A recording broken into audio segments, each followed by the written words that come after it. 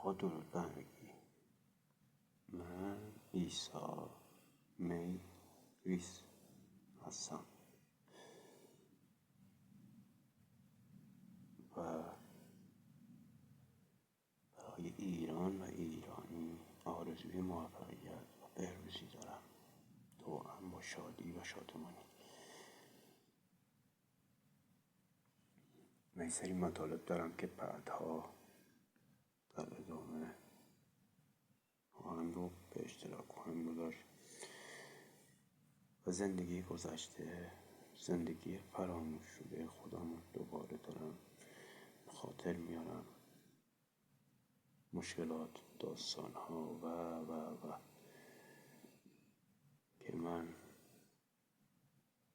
بی آنکه بدانم بچه داشتم، زن داشتم و هزاران مشکلات و داستان‌هایی که داشتم و در یوتیوب برای شما خواهم گفت و به اشتراک خواهم گذاشت. موفق